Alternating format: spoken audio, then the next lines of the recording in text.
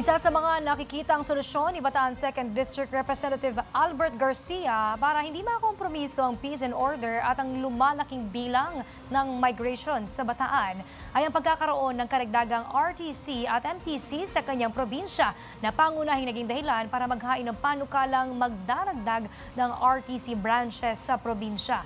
Nagbabalik si Julian Bunag. Sa naging pagdinig ng komite, aktibong dumalo ang una at ikalawang kinatawan ng distrito ng Bataan na sina Representative Tony Roman at Albert Garcia. Bilang may akda ng panukalang batas na pagdaragdag ng mga RTC sa bansa, ibinahagi ni Representative Albert Garcia ang kahalagahan nito lalo na sa dumadaming bilang ng in-country migration sa bansa. Kaya yung main wisdom in creating these additional courts is more forward-looking because of the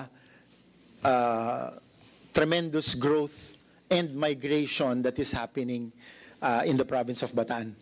In anticipation of what's happening right now and in anticipation of the mega infrastructure projects that I presented. Sa ilalim ng House Bill number 1080, isinusulong ni Representative Garcia na madagdagan ng 4 na regional trial court kasama ang isang family court, 2 branches ng municipal trial court at 1 branch ng municipal trial court in cities sa probinsya ng Bataan.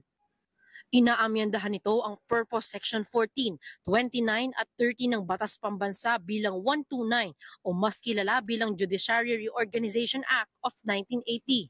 Ayon kay Lilian Baribalco, Deputy Speaker Administrator, kung ang pagbabasihan anya ay ang caseload record ng Office of the Court Administrator, talagang nangangailangan na ng isang RTC at MTC sa bayan ng Balanga sa Bataan. Bilang isang abogado at kinatawan din ng probinsya ng Bataan, suportado rin ni Representative Tony Roman ang naturang panukalang batas, lalo na at ito anya ay isang potential economic zone. Para sa totoong balita sa Bagong Pilipinas, Julian Bunag, Congress News.